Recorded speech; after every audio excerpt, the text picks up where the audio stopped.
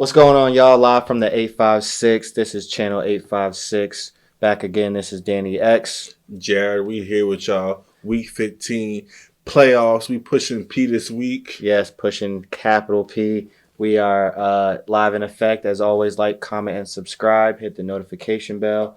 Shout out King. Shout out CP. Shout out the league. We are wrapped with the regular season. And so as always, standings coming at you right now.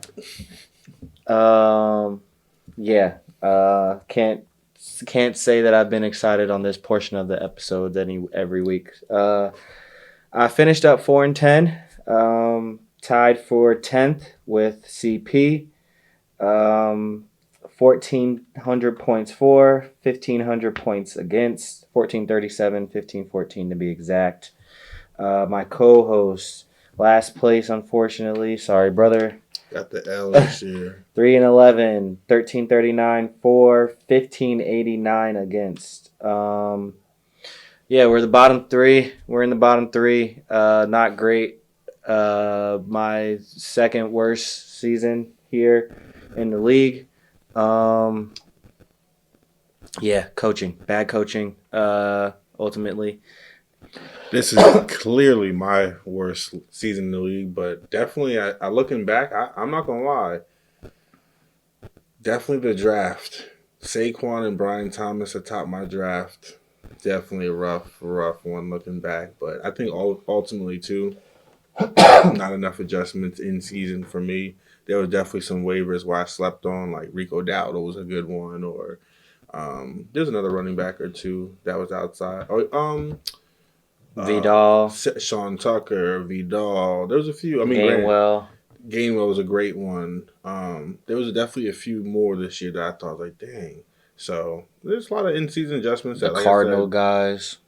Cardinal guys could have been one. Michael Wilson Jr. That's one that I was thinking about too, because I needed a receiver late, and I was like, I wasn't sold on him. But yeah, there's a few waivers that I look back on, like, man, I wasn't aggressive enough. That could have altered the trajectory, in a couple of weeks. You know what I mean? So, 100%. Definitely that. Like you said, coaching made some sloppy adjustments, some sloppy plays, some gut calls that didn't go my way. But we look back, we march forward.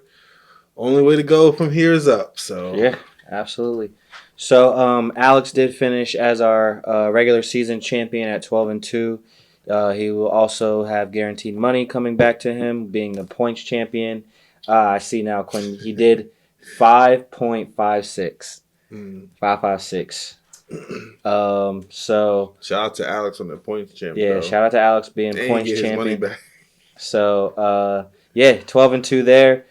Quinn right behind Alex, second seed. So those are our two buys this year. He finished at 11-3. Chris Love, hottest team in the league still, 7-game win streak. Climbed all the way up to third and also got a double-digit win seasons under his belt. Wound up being right in the points race as well. He finished 16-33, so he wound up getting right into the points race. Steamed, 4 seed, 8-6. Kemis, 5 seed, 8-6. So they'll be placing each other at the 4-5. Chris's matchup is against Zaire, who was 7-7. Squeezed out a playoff spot over Evan, who was 7-7. It's that time of the year where Evan does his annual vouch for a wild card spot. I'm with it. I'm with you this year. In years past, I wasn't with you because I'll be the one you're competing against for that spot. But this year, I get it. 160 more points than Zaire. 160? Yeah, so damn. Evan has 1586. Zaire has 1422. So, and then Zaire's on a 2-game losing streak. Evan, obviously had the flight and climb to get to where he was at. But yeah, regardless, Evan is unfortunately eliminated, 7th seed. He fought hard. I thought he had a good chance. Definitely deserved a shot at the playoffs. Foom and Scoop finishing at 5-9.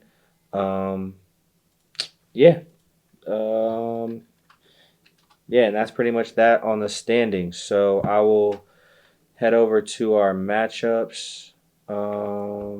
Let's Let's see. I ain't gonna lie, you gotta finish with Chris. Like you said, he's the hottest one in the league. Pause. So I Yeah. think you gotta finish up with his. He got the how he came off this week. Oh yeah, no, 100%, and it'll be brought up later in the episode too, for sure. Um, so for my game, lost by a little more than 4 points. Um, yeah, nothing crazy from my game. As you can see, the matchup on the ticker. Uh, yeah, just tried to finish the season with some dignity. Did do a little bit of shite. I'll put a hand up for accountability. Forgot Hunter Henry had a week 14 bye. So we obviously had a whole league rule set up where you don't pick up and drop people after you're eliminated, and I had to do so because my thing was wanting to roster a full team. But anyway, nonetheless, didn't matter. Didn't win. 4-10 anyway, so didn't really move the needle. Didn't help anything. So whatever. Yeah, Vern also eliminated, so our game was pretty much didn't matter. Moving on to Steen and Quinn. Steen got a big dub, 107-84. Looks like, oh yeah, Jahmyr Gibbs definitely with another 33 piece to follow up his big game on Thanksgiving. Jordan Mason also with some production. Zay Flowers finally pulling up. I have him in other leagues, so good to see Zay Flowers getting 10 plus. Jared Goff with a solid game. Yeah, Quinn only had 10 plus players, Kyron Williams and Dak Prescott. Emeka almost had a bomb over the middle from Baker. He dropped that joint. Yeah, dropped it pretty bad. Slipped right through. He had 9 targets and 2 catches. That's bad. I didn't know that. That's pretty bad. Quinshawn Judkins, I know we had him on a couple of tickets. He didn't get into the end zone. Bijan was close. Pickens 6.2. Just wasn't seeing the end zone. Nonetheless, both of those guys are in the playoffs though, 2 seed and a 4 seed, so they'll be able to potentially. Did you play Steen twice this year? So you guys might, and you guys split, correct? So you guys might have I'm pretty sure you won the early one. So the 3-peat could be a potential semifinal matchup or even a potential title. I'm not sure what so wait, 3, 6, 4, 5. It depends on which the highest Quinn gets the highest remaining seed left. Highest seed. So whoever is if the 3 or 4 seeds win, you get the 3. If the 5s or 6s win, he'll get the 5. If the 4 wins and the 6 wins, 4, blah blah blah. So yeah, on to Team Red. Obviously, Red got the dub to finish at 500, 99-87. Low scoring game. Amon-Ra, Jacoby Myers had a touchdown. Cam Little kicked well. One of Jared's spotlights for waivers and rankings. Cam Little. Bucky Irving return had a really good game. Scored. Justin Herbert Turkey got enough to get him to win. 14 points. Let's see. CP 12 from Pittman, 12 or 13 from Javonte, 15 from Bo Nix. Big game for Evan, not so much for CP. Both unfortunately still eliminated. Let me save that one for last. String of blowouts at this point now. So Kemis actually put the second loss on Alex's record, 124-80. Big time dub over Alex. 40. Yeah. Lamar Jackson, 23. Travis Etienne, 20. Jamison Williams, 13. He's had a really good second half of the year. Could be my breakout performer of the year later this year for our awards. Dallas Goedert with 11. Josh Jacobs with 16. Miami defense with 16. So good all-around performance. Patrick Mahomes got locked up by the Texans defense. Only 5 there. Derrick Henry, Jonathan Taylor, Nico Collins, Jalen Waddle, only 10-point performers from his team. Had a dud from Travis Kelce with only 1.3. So surprisingly, that's not the dog walk, and you will see in a second. That's 40, 44-ish points. Jared to finish off the regular season with a big dub over Scoop. Yes, sir, Scoop. 133-88. Matthew Stafford, Saquon Barkley, David Montgomery, Harold Fannin, T. Higgins, Seahawks defense. This is the type of output that you were, looking for from your Searching team. for it. So, talk about the season finale for you. Season finale was good. Stafford finally caught the train with the multi-touchdown game. Definitely is in MVP form, so I definitely thought he was a good start this week versus a weaker Arizona matchup. Saquon finally showed signs of life, had a big touchdown run. That was a good play call from Patullo. That fake tush-push toss to Saquon was nice. Monty's been good the last couple of weeks in tougher matchups.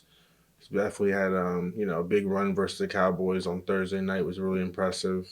My receivers didn't show up, so we almost had the same amount of points. So that's interesting. But Harold Fannin, 3.7. yeah, like what?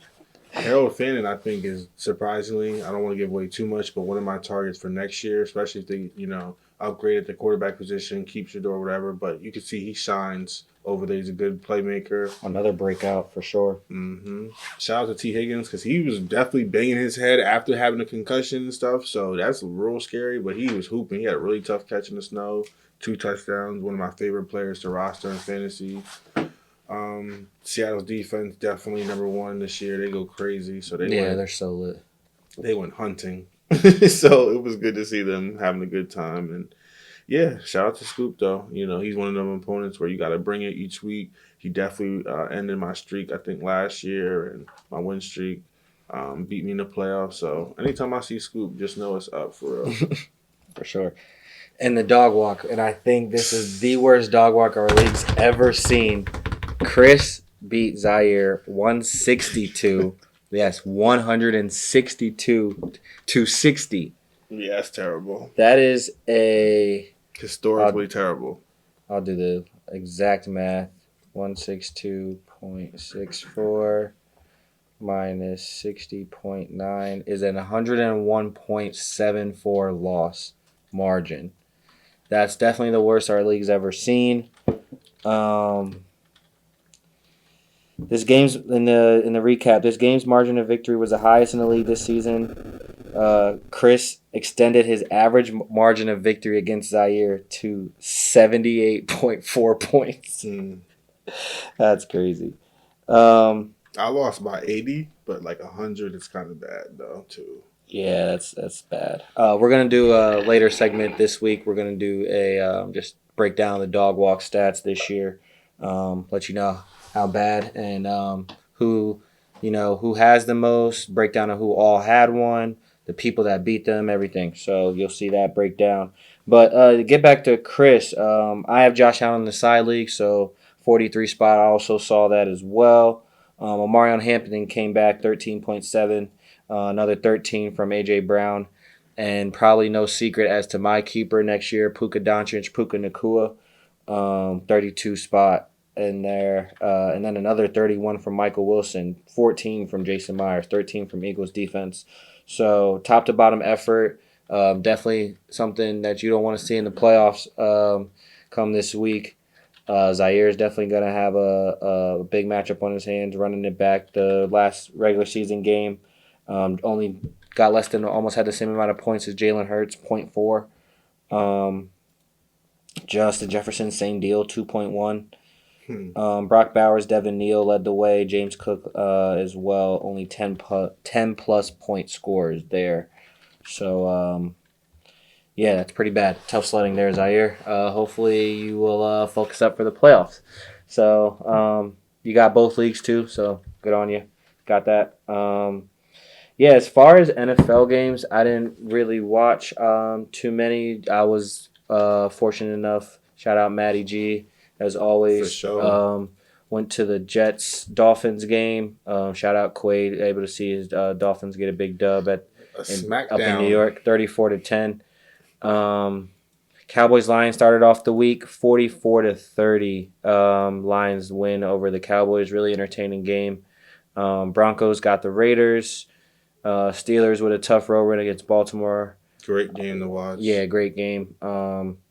I was at the game, but they did have a lot of Bengals Bills on Red Zone. That game was Amazing electric, to watch. electric.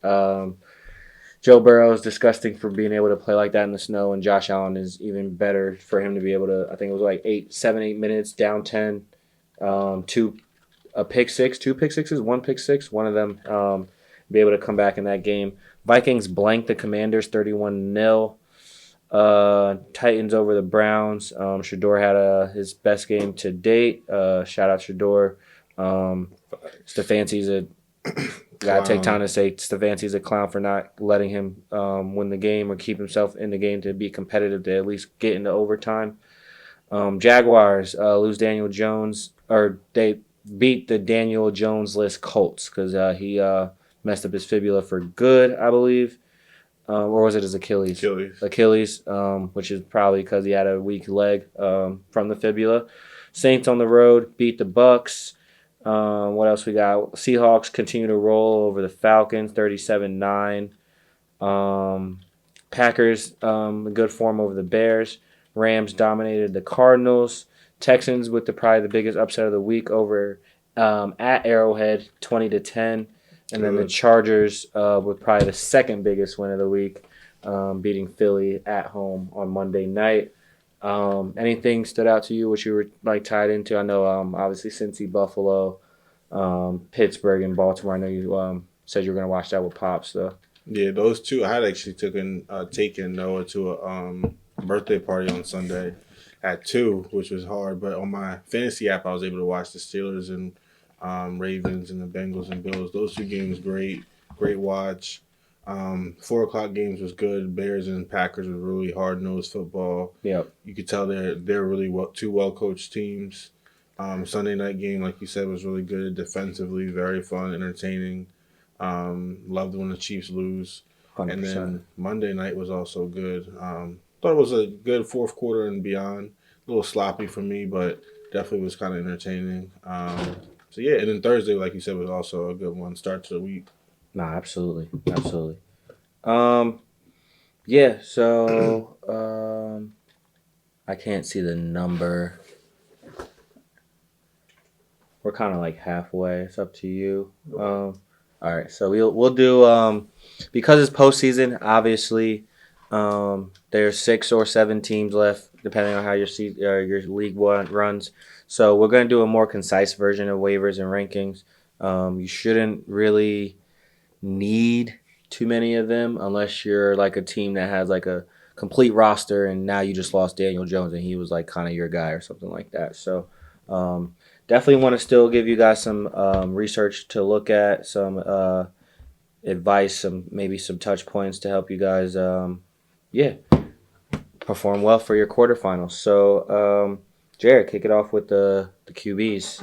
Or I guess you can just go general, like kind of if you want to just pick out a couple people in this, you know what I mean? That's who I'm going with right there. If we starting with QBs, definitely somebody to look at. Like we just got the green light. He's starting for the rest of the season.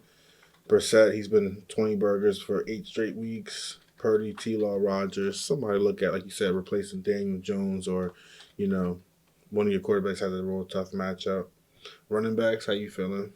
Yeah, definitely someone to consider, like Blake Corum. He's very complimentary to Kyron right now. It's usually that point of the year where, you can maybe see playoff teams like the Rams maybe turn down Kyron a little bit, turn up Blake a little bit to finish the season. Guys like Neal down in New Orleans, I wouldn't be surprised if AK gets shut down, maybe shut down, no IR, just scratches, just to ensure his health and his leverage probably for trade bait. I'm assuming with the offseason looming. Chris Rodriguez Jr., another guy, seems to be having good value. So if you got some flexibility in your flex position, no pun intended, look that way for sure. Wide receivers, there's definitely a couple guys that could actually perform high in your leagues. So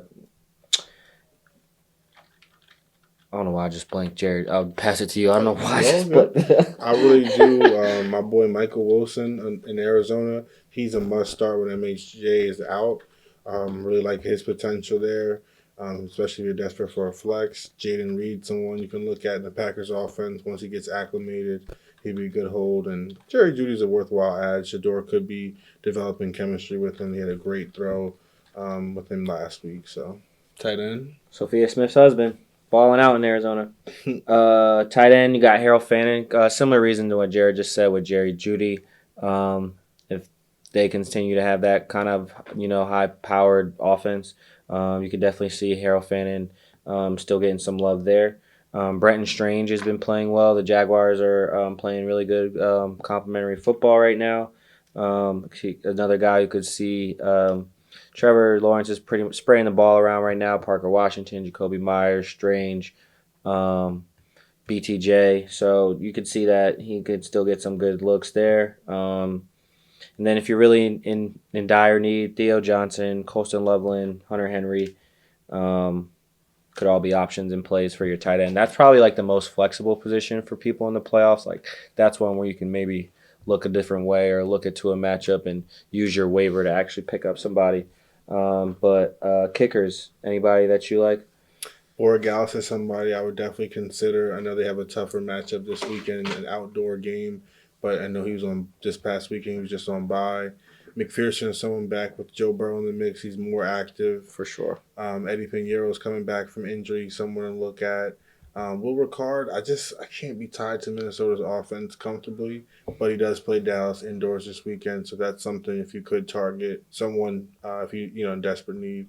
Has the indoor advantage to him and possibly could be putting up a couple scoring opportunities there.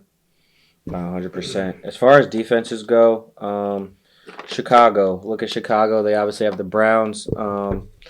Probably be Shador's biggest test. Soldier Field, freezing cold. Bears are playing for their division. They got every game matters to them. So definitely something to think about. 39.5 total points is telling me that snow/cold is on the way. So definitely look towards the Bears defense as they'll probably make it tough on Shador. From there, we got Dallas. Dallas is playing the Minnesota Vikings at the crib on Sunday night. It just should be a tough road game for them. Max Brosmer played. That was him. I didn't watch any of that game. Was that Max Brosmer against the Commanders this week, or was JJ playing? JJ played. JJ played, right? So, I mean, he has flashes, right? I mean, when he first got off of injury, he had flashes. I mean, had some Jamarcus Russell-esque weeks, but he shows flashes. So, hard to trust. You never know which version of him you're going to get, but I would lean towards the Cowboys defense. They're trending upward. Quinnen Williams been balling. James Houston's been balling. We got somebody else on the pass rush. I can't think of his name, but they have good thing going right now. So look out for them. Buccaneers, they're playing the Falcons Thursday night. So obviously Kirk Cousins is a ticking time bomb at any point. Let's see, Panthers. They have the Saints on the road. They're playing for everything, so you can expect them to play tough-nosed football throughout the rest of the season. And then the Niners, obviously anybody on the other side of the Titans is a good play. They're favored 12.5 already. So look that way and be wary of those people. They might save your game. They might, overperform and get you to the promised land. So keep an eye out on those people, and I'll kick it back to Jared, and we'll go right into the playoff edition of rankings. Quarterbacks, this playoff edition, I'm starting my, studs essentially.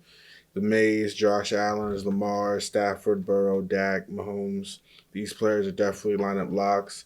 I am a little bit more worried about Baker. I know for me, this last 4 weeks definitely has been, a little bit of a struggle, but I could see him rebounding versus Atlanta. Short week, though. I could see Bucky Irving being more involved on the ground. But Atlanta's defense is surprisingly kind of sneaky. They get after the quarterback. Nice pass rush. Justin Herbert's playing hurt, so I'll definitely look elsewhere. You can definitely see there were some throws kind of left on the board or left out in the field last night. Mm-hmm. Jacoby Brissett has a real tough matchup versus Houston. They haven't allowed a quarterback to pass for more than 225 yards. Take that for what you will. But my season on the line, I kind of would get away from him, although for the last 2 months he's been 20-plus points. Caleb Williams, tough matchup versus the Browns defense, tough weather conditions possibly. You don't know. That's a mixed bag there. And then in the same game, Jordan Love and Bo Nix. I don't know. Tough matchup, tough weather conditions possibly as well. I think you can find better options elsewhere. I literally both no my one ESPN league where JT's the commissioner. Mm-hmm. Um, I have Jordan Love and Bo Nix, and I like the next best option is Tyler Shuck. So like Oh I'm screwed, gosh. bro. So I got to roll the dice on one of those. I don't know which one I'm gonna do yet, but yeah, as owners of Caleb Williams, Nix, and Love, you don't want to. Their ceilings high, but their floor is low, so you don't want to get burned by that. Do your research, injury reports, all that. You don't want to get burned by any of those guys. So as far as running backs go, start your guys. I think an uptick. A guy like Etienne is definitely like a must start if you have depth. Move him into RBs versus your flex. Um, be a little weary about maybe a Josh Jacobs. I know he gets like 20 plus projected every week. Having a tough nosed Denver defense to go against. Is that in Denver? Yeah. Okay, so that's even elevation, cold, snow, all that. So Packers, every game matters for the Packers just as much as Denver needs to stab off the Chiefs. So a guy like Bucky Irving, I think, is a good showing for him to come back and do that after injury. He played really well. Um, if you want to roll the dice on a quorum, if you need somebody, then go for it. If you think somebody might have like a tough play, like if you have to play like a Henderson or a Dowdle or a Judkins, I would lean, you know, maybe towards a quorum if you have some of those options. Definitely not like a foregone conclusion and not consider him. K9, Charbonnet, Swift Manungai. But you want to keep it solid, right? You don't want to, deviate too much. Maybe a guy like Ashton Genty, someone to pump the brakes on just because the floor is low. Um, you know, JT obviously might have got you here, but JT is also someone to be wary about, just not having Daniel Jones like Jared mentioned. So, HN also picked up an injury, so you just gotta be careful. It's they might have got you here and have the opportunity to have big days, but if you have depth, definitely look towards the Woody Markses, the Chase Browns, the Quinshon Judkins, Travion Hendersons. Not always just the stars. So be careful. It can get you out of the playoffs real fast. So wide receivers. For sure. Definitely like hopefully this week. I'm not gonna lie, Wandell Robinson's one under the radar. I think a sleeper for the week. Zay Flowers, he's playing Cincy. That defense is very exploitable. Stephon Diggs in a revenge game versus Buffalo. I definitely could see him. His energy was on 1,000 last time, Yep. so I Mm-hmm. could see him having a big day. Um, yeah, there's a couple players that I like that are under the radar. Even matter of fact, T Mac from Carolina. Yep. I could see him going crazy versus the Saints. I'm not big on Michael Pittman this week. I'd get away from him. Chris Olave. That's one thing that the Panthers have is J.C. Horn defensively. I do like him as a corner, so that matchup should be tougher for him. I'm not gonna lie, Justin Jefferson. I'm not playing right now with my season on the line. That's just me, but I wouldn't be playing Justin It got me Jefferson. eliminated from my sleeper league. I wouldn't be. It See, literally, I got I'm eliminated. not gonna lie. Like I just couldn't trust him, and that's what I would get away Sat from. Christian Watson. Roma Dunn, Roma Dunn's is one I would get away from. Mike Evans, he does have a good history versus the Falcons, but I'm not sure if I'd play him my first game or his first game back. Marvin Harrison, he's just coming off a foot injury. You just mentioned Christian Watson. Certain Curtin. Yeah, that's one I would. I know he's been on fire, and I really like to see it now, but I can see a lower floor for him this week with Surtain on him. So yeah, and then injuries. Who's also coming off of injury, so it'll be interesting to see. Terry McLaurin was giving him work a couple weeks ago. Oh, he was back for that game? Yeah. I Oh didn't peep yeah. that. I didn't peep McLaurin that. scored on Okay. his neck. You did too. mention that last week, yeah. So, Mm-hmm. hey, take him while he's vulnerable. Yeah. Lamb, London, Aduns, Higgins, DK, and MHJ. I just monitor their injury Whew. statuses for sure. That's stressful. Tight ends. Yeah. I would say don't change a thing if you have McBride, Kittle, Ferguson, Bowers. if you don't have one of those four, I would say you have some flexibility. You could go for a Fannin, you could go for a Goddard, Pitts, Kincaid scored. Jawan Johnson, he's in my ESPN playoff league, my starting tight end right now, balling. I have Fannin playing Jared in our side league playoff matchup. Probably going with Fannin. So if you don't have one of those four, you do have some flexibility. Two guys that have had good stretches like Tyler Warren and Orandre Gadsden. It's two tough quarterback plays, right? Like, Riley Leonard or maybe Phillip Rivers, 44-year-old Phillip Rivers. Um, Yeah, it's just like disrespect. like 10 plus kid Phillip Rivers. Like, all right, anyway. So he might be throwing Tyler Warren the ball, and Justin Herbert dealing with his non-throwing hand. He was still stiff arming people with said non-throwing hand. So tough as nails, but definitely could be paying for it next week. The Chargers on the schedule have the Chiefs. Chiefs in Arrowhead. So probably going to be getting a lot of treatment. Probably won't play often. We're getting a lot more practice this week. Probably getting a lot of treatment. So be wary of that. But there is some flexibility with tight ends. So just do your homework. Teams like Cincy, teams like Miami, teams like the Raiders, teams like the Jets, teams like the Titans. You see any tight ends heading that way, think twice. Kickers. I see you got very detailed with the weather. Um, Super important with your playoff matchup. So I'll pass that one back to you. Definitely, my preference, obviously, at this point in the season to alleviate weather concerns is the dome game. So Brandon Aubrey, Jason Myers, Kaimi Fairbairn, even Will Ricard all playing the dome this week. Jesse Bates. So these are kickers. Jake. Oh, sorry, Jake Bates. I That's a apologize. safety. Yeah, facts. They all playing indoors. So you would look at, ideally those would be games or kickers you could target. There's games in New England and Buffalo, between England and Buffalo. Definitely some potential sloppy conditions. Kansas City, two good kickers as well in that game. Mm-hmm. Even the Pittsburgh game, they're outdoors, but it's in Pittsburgh. You know what I mean? So we don't know the weather there. Chase McLaughlin and Cam Little are kicking there at home, so Florida's weather is much better. So if you can't get a dome, those are games you can target. Just in terms of offense and weather, kind of want to get away from maybe Santos and lower scoring game. Definitely outdoors. As Jake Elliott's been missing field goals left and right. Matt Prater again, that condition kind of scares me. McManus is another one. Will Lutz kind of scares me. Will Ricard just because JJ McCarthy 9 is a little erratic, so I don't know if he's going to lead enough scoring opportunities. But like you said, Dallas defense has also been arrows been pointing up over there. So Yeah, no, absolutely. So DST green lights. There's a couple must starts. You have Seattle must start, liable to go crazy, drop a bomb potentially. Houston must start. You can see what they've done to the Bills. They've done to the Chiefs, and their division in general. Another must start. Philly matchup wise is a good start. The Eagles will be playing the Raiders, so obviously West Coast team coming in. We were at the game last time they were here, 2017 Christmas Day. Really dope experience. Monday Night Football as well. Good entertaining game. So probably going to be similar to the same, one touchdown each, a lot of field goals, tough physical football.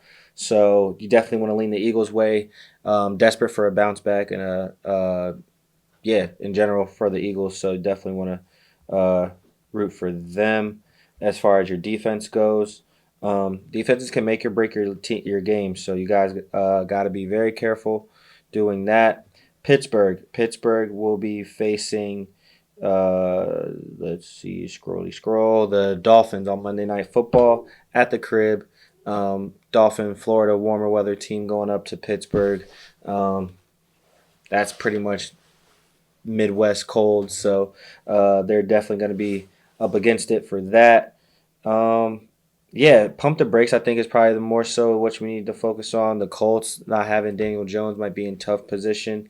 New England having the Bills coming in who have something to prove and obviously want to take their throne in the division. Minnesota might have a boost of CDs inactive, so pay attention to that. But also, that is known where George Pickens does turn up, so just be wary of both. Detroit, Green Bay, both in just tough matchups. Detroit has the Rams on the road. Green Bay has the Packers. I mean, Green Bay has the Bears. They are the Packers in a divisional matchup. Green Bay got what's the name? Denver. Oh, Denver. So no, they have the Browns. Sorry, I'm all jumbled up. I'm back. So the Packers face the Broncos. Got it. There, got it. In there, with the travel, Bo Nix has the temperature, has the potential to go off. So just be mindful of that. But yeah, try to do a little concise ranking. Still give y'all some good feedback for y'all to use. But yeah, that's it, pretty much it in a nutshell. So. All right, so I got a special segment. Did some research today throughout the league. So obviously, you guys know we do a dog walk segment, doggy dog walk, for the highest margin of blowout victory in each week. So I compiled the full regular season to see who was the winner of the most games, who got blown out the most, and had the worst losses. So I'll go week by week. So Evan, worst week. Week 1 was Evan. Lost to Quinn by about 30. Jared, week 2, lost to Evan By 80. by 80. Week 3, Foom lost to Chris, and you guys will see this on the ticker, the scores. Week 3, Foom lost to Chris by about 42. Foom was back-to-back. Week 4, lost to Quinn by 60.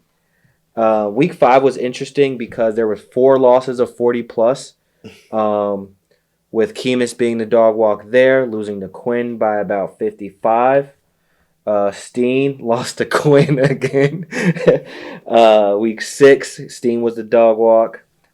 Jared lost to Quinn week 7 by about like 47. Steen beat Evan week 8. Looks like, what's that, 16 by about like 50-ish or so. 55-ish. And then Steen was on the other side of the dog walk, getting beat by Chris by about 55. Week 10 was Foom, losing to Steen. That's pretty bad. I was almost 60.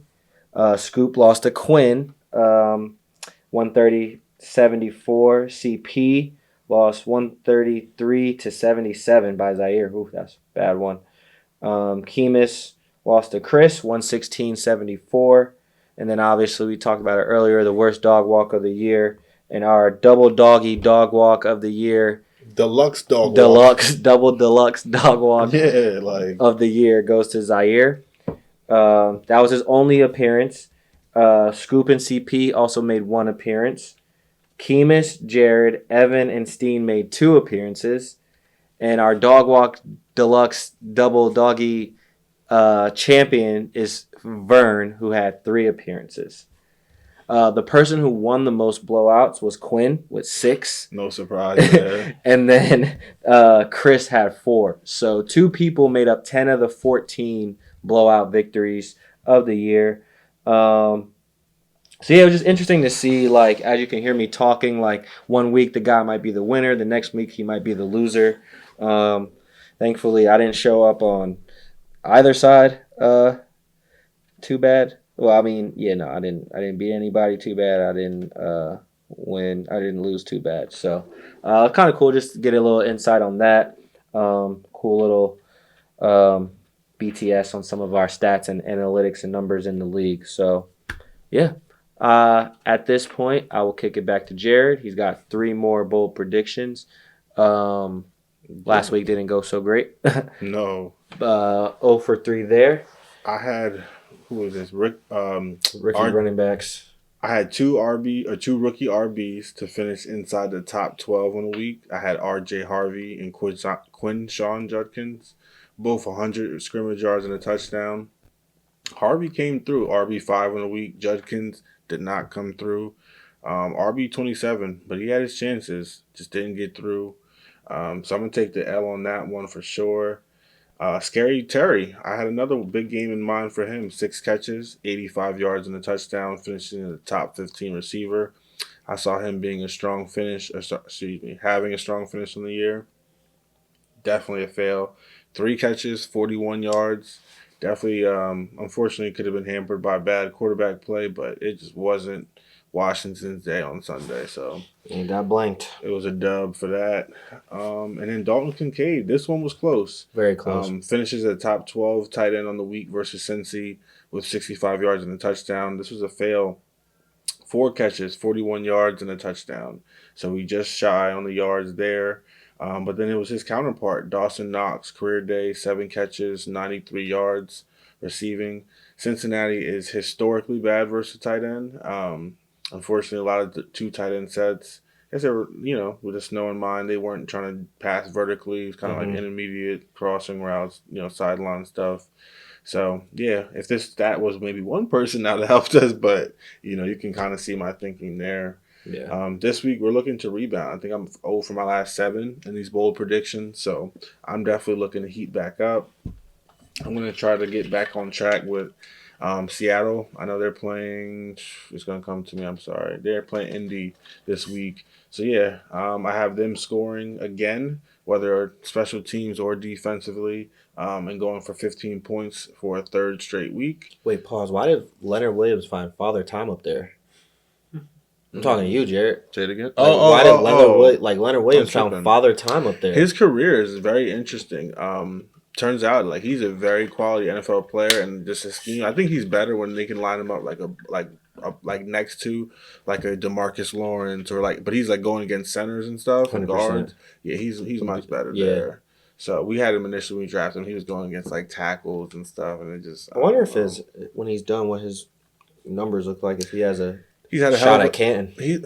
I don't know about Canton, but he's had a hell of an NFL career. Like that's one where you can say longevity, career Right. stats, like Pro Bowl, like he made money, like he's in playoffs, like he's done well for himself. So shout out to him for sure. Yeah.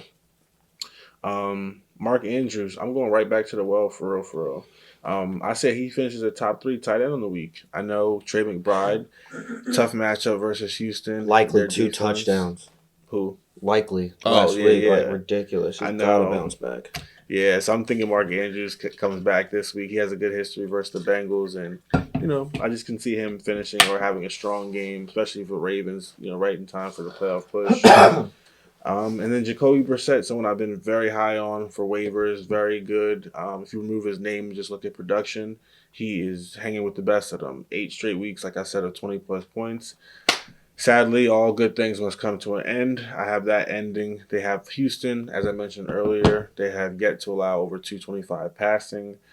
Not sure that's going to be able to get it done this week, and I don't think he'll be able to get 20-plus points. So, yeah, those are my bold predictions on the week. We will check back week 16, see how I did. Let's get this streak back on track. Yes, sirski. You heard. Yeah, awesome. So, GTP time. Okay, let's get do to it. All right. I got full piece. Full piece. Foe for foe. If I could pull up the dang thing. Okay. I got a quarterback, a running back, a receiver, and a tight end. Quarterback, please. Let's do it. All right. This is quarterback. Ooh, made that too big. Sorry. Quarterback on the year, 14.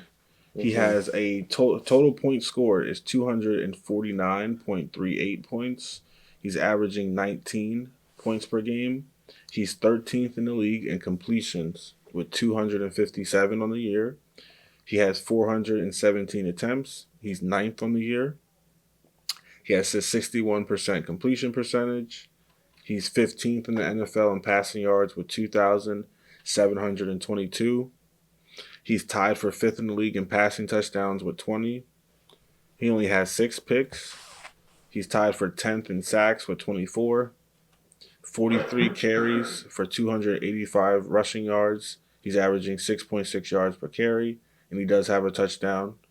He does have 2 red zone attempts, 8 fumbles on the year, and 2 lost, and 1 2-point conversion. Caleb. No, but I was gonna say that was good. That was almost close full. There, I think he's like a It's couple like of points this. I ahead of think I him. A guessed couple him spots. too. They sound like their stats sound really similar. Should I go into last season stuff? Yeah. Go ahead. Last year he was QB4. He had a total of 447.80 points. Damn. He averaged 26.34 points per game. He was tied second in the NFL in completions with 407. Tied fifth in the NFL. I'm sorry, was fifth in the NFL in in attempts with 570. Had the third highest completion percentage with 71%.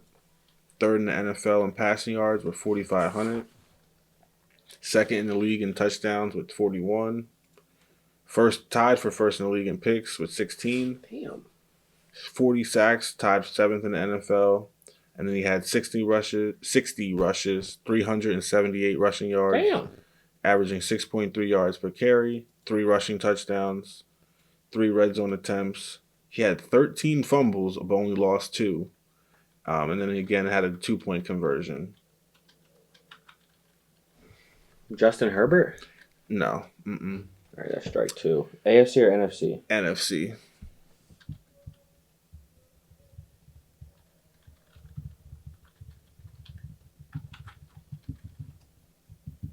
I don't think Brock Purdy played enough. I'm gonna read. He's got just under 250 points on the year. Yeah. Averaging over 19 points per game. Yeah. So far, he's 257 completions, 417 attempts, 22 passing yards. He's 20 touchdowns to 6 picks, 43 rushes, 285 yards, and a touchdown. Last year, QB4, 400. Baker. Baker Mayfield. Baker Mayfield. Yeah, a little bit of a slide. Like I said, last month was a little bit rough for him. This week, he would have had a touchdown to his name, but a little bit dropped it. So Bakey. Running back, tight end, or receiver. Tight end, please. Ooh, this is a deep pull slightly. Current tight end, 12 on the year. Ooh. Just over 100 points on the season. He's averaging 7.7 points per game. He has 85 targets, which is good for a tie for 22nd in the NFL.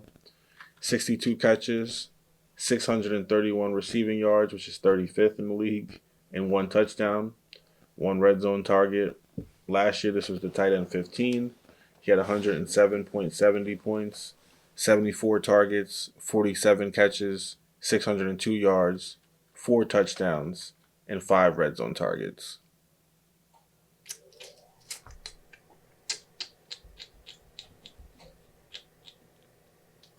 Evan Ingram. No, that was a good idea though. He's let me think. I'm gonna give it away. He's of a similar draft status, like a first round. Okay.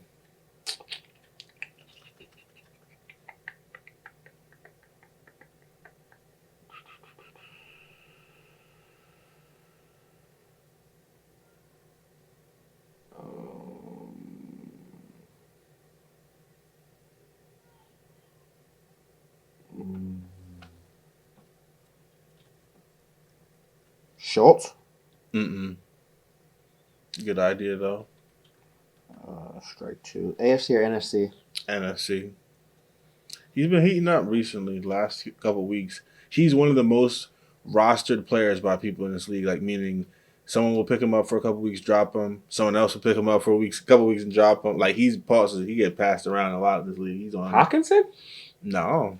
I was wrong there. Who's that? Kyle Pitts. Kyle Pitts. Yeah. Because they're just the stats are so average. I was going to say he's just so mid. It's just so mid. It's all wasted potential, it seemed like. All right. Running back or receiver? Running back. All right. We're looking at the RB32 on the year. He has a total of 108 points. He's averaging 8.3 points per game. Has 133 rushing attempts which is good for 24th in the league. 24th in the league again with 630 rushing yards. He's tied for 8th with 6 rushing touchdowns. He's averaging 4.7 yards per carry. Only 15 targets, but 13 catches, 45 receiving yards. He does have 8 red zone touches on the year, 3 fumbles. One of them was lost. This one was pretty consistent because last year he was RB37 on the year. Scored just under 110 points per game or on the season. Averaged 9 points per game on the year. 153 rushing attempts, which was good for 26th. 789 rushing yards, which was 27th. 3 touchdowns, averaging 5.2 yards per carry. 14 targets again. 11 receptions, 91 yards receiving. He had 28 red zone touches last year. 3 fumbles, 1 lost, and a random 29 yards receiving in returning in week 12. However, he did miss 5 games at the end of the season. He did leave early in like 3 games. He left a little bit early, got banged up. So he left a lot of meat on the bone last year. Could have been a breakout year for him. Kenneth. Oh, sorry. No, you're good. He got traded this past offseason, but he did sign an extension also recently. Okay, so Kenneth Walker. Glad I stuttered on that because that's not him. Mm-mm. Kenneth Gainwell? Mm-mm. Okay. All right. Slow down a little bit, Daniel. Got traded last year. This offseason. So, like, this is a new team. This is his first season on his new team. Did Jordan Mason already this year?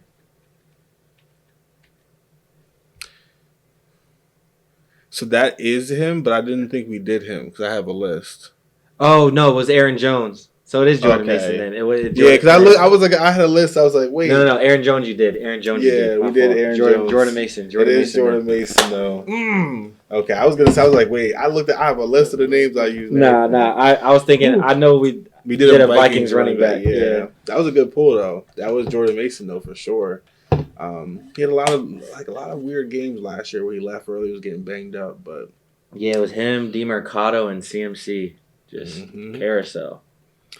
Last but not least, we'll go our wide receiver 25 currently on the year. Okay. Average or has a total of 125.40 points on the year, averaging just over 9.5 points per game. This man has 109 targets, which is good for 9th in the league. He has 64 catches, which is good for 13th in the league.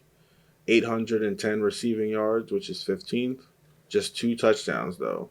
4 red zone targets. 1 rush for 4 yards. Last year, this was our wide receiver 2, though. Total of 265 points, averaging 15.5 points per game. Had 154 targets, which was tied for 4th in the league with Garrett Wilson. 103 catches, which was 6th in the league. 2nd with 1533 receiving. 10 touchdowns, which was 5th in the league, or tied for 5th. And 12 red zone targets with 1 rush for 3 yards. And also had a random 22-yard pass, which was complete in week 9 of last year.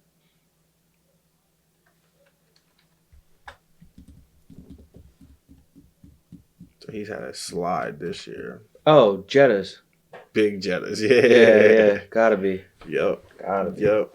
It's my dog. I like him, pause, but like he's definitely one of those players. Like I was fading this year a lot. I was like, I'm happy to be wrong there, and I definitely stood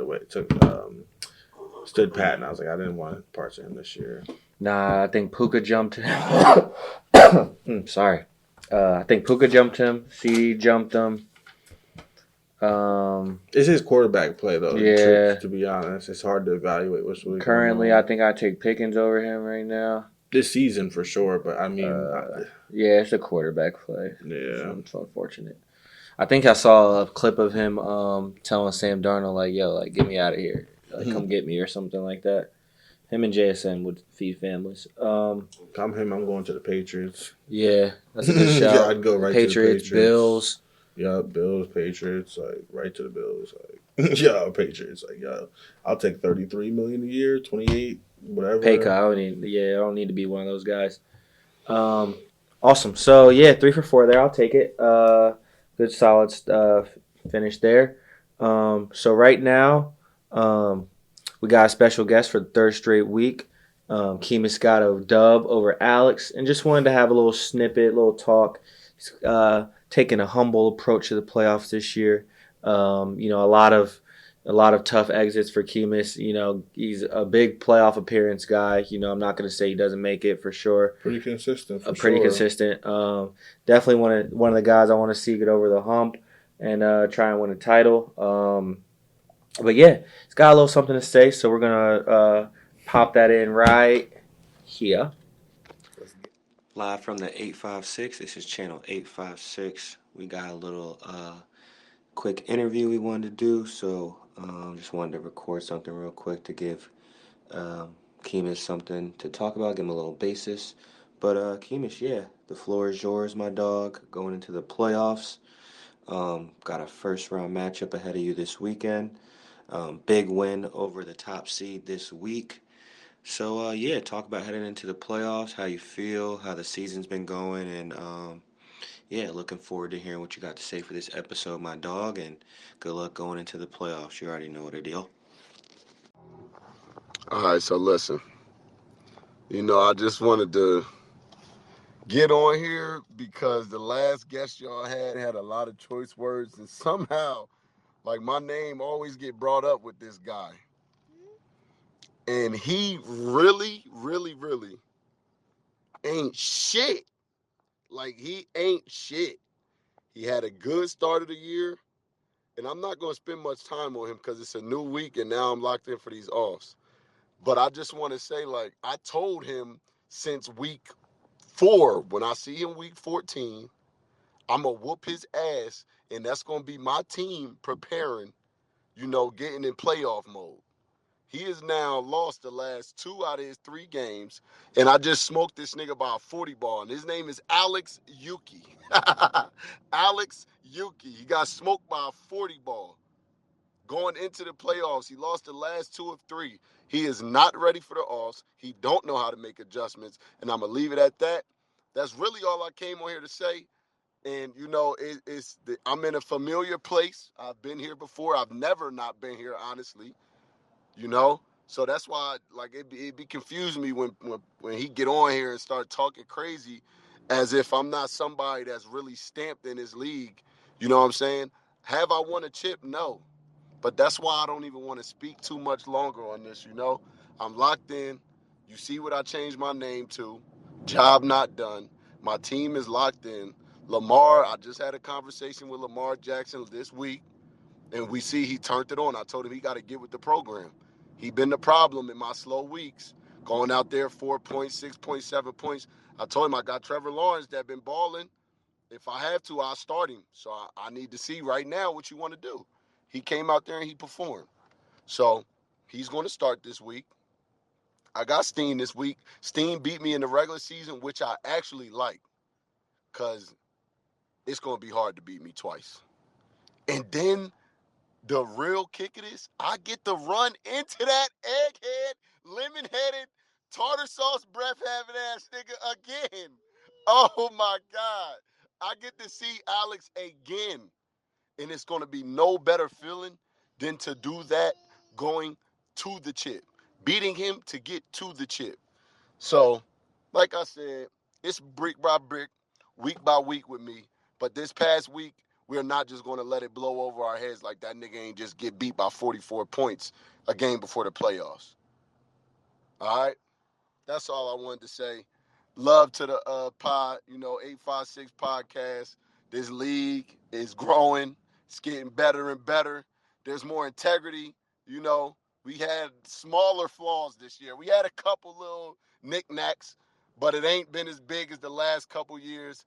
Jared, get ready to shake your ass to single ladies or whatever the hell you about to be doing for your punishment, dude. And we're back. Yeah. So just a little look into him. That sounded weird. A little live look into his matchup and his playoff upcoming appearance. Yeah. Yeah. Like I said, I think I ain't gonna lie. Like I'll be completely honest. I don't want to see a repeat champ unless it's Quinn because I don't want to hear Alex. I don't want to hear Chris, and Zaire just doesn't deserve it in my opinion. He's been kind of just a little absent. Um, yeah, so for me, it's only Quinn, Steen, or Kemis. Yeah, I'm good with any of those. I mean, we'll see. Obviously, I'm just messing around, but everybody have a good opportunity to go win a championship. I hope you all tie, and none of it counts anyway.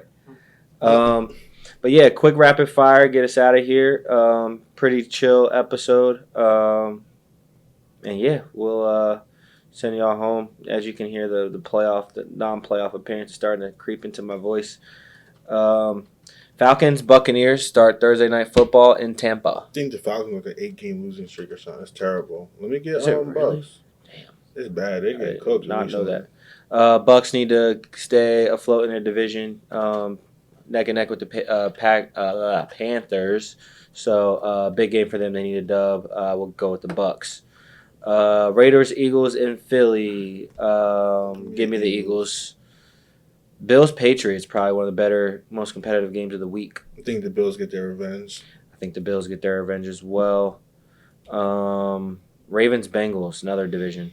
Bengals, give me Joe Brr. He's been playing really well since he got back. I'll go with the Cincy as well. Jets, Jags. Jags by a mile, especially if Brady Cook is playing or starting. What he said. Chargers, Chiefs. Hopefully the Chargers. I hate both of these teams so bad. Just the Chargers. Just continue to just.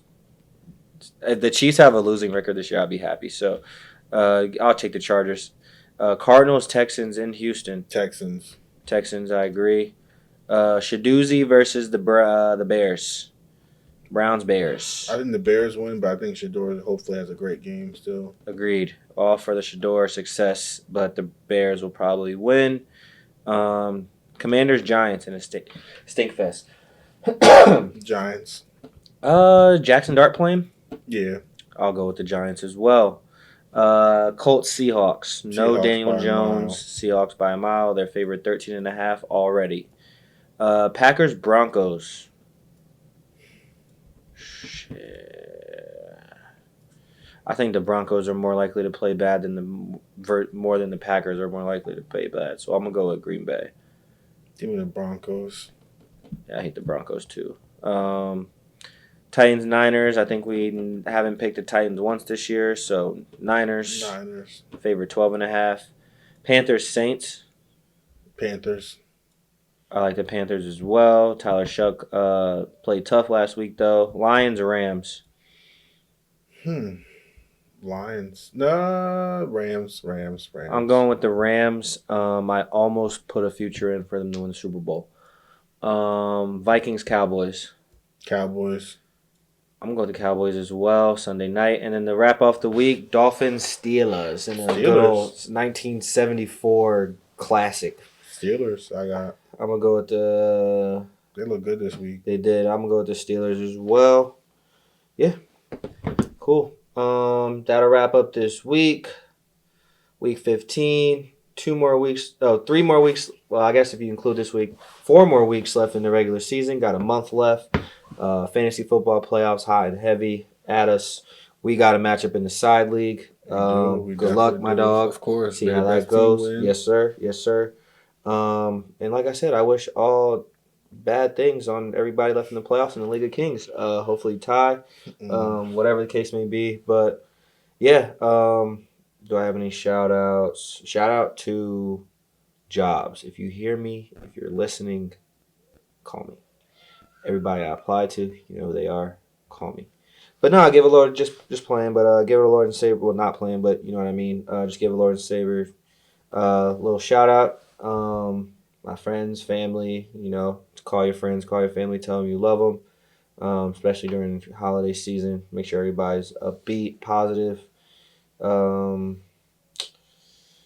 Shout out to the Lakers. We are hooping right now. Austin Reeves. Luka, Jamal, Austin Raheem, LaBreezy.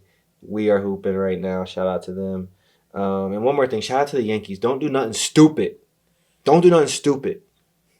Don't be like the don't, Mets. just don't do no. Yo, I can't believe I let Diaz walk.